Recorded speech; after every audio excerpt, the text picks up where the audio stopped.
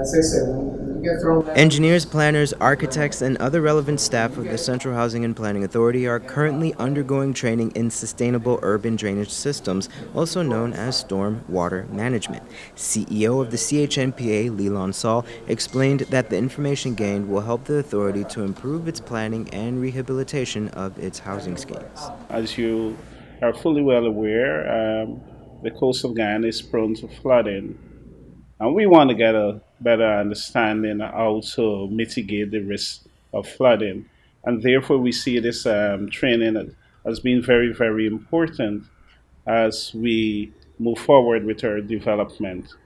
Coming out of this training, I'm quite positive we will be in a better position to design a more efficient drainage system that will allow for the proper management of stormwater.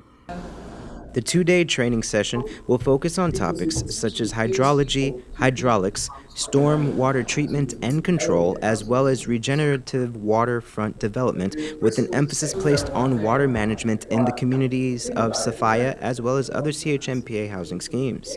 The training is a component of the IDB-funded Adequate Housing and Urban Sustainability Program.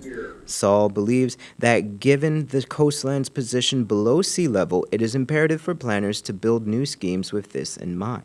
We will be able to map the coast, certainly along the coast, where we can generate data that will give us an indication of all those areas that are prone to flooding and what measures we need to put in place to mitigate that risk of flooding.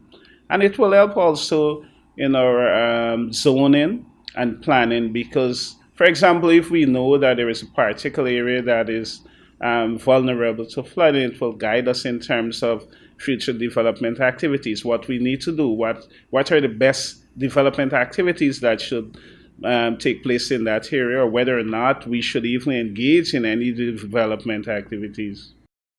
The Ch&Pa is now putting a particular emphasis on the maintenance of existing drainage. With this in mind, following the training, the authority will create manuals for the construction and maintenance of drainage systems. These manuals will then be handed over to various local government authorities. Channel 2 Headline News, George Gonzalez. Thanks for watching Headline News. Leave a like or a comment below. And for updates on the latest news happening in Guyana, click the subscribe button.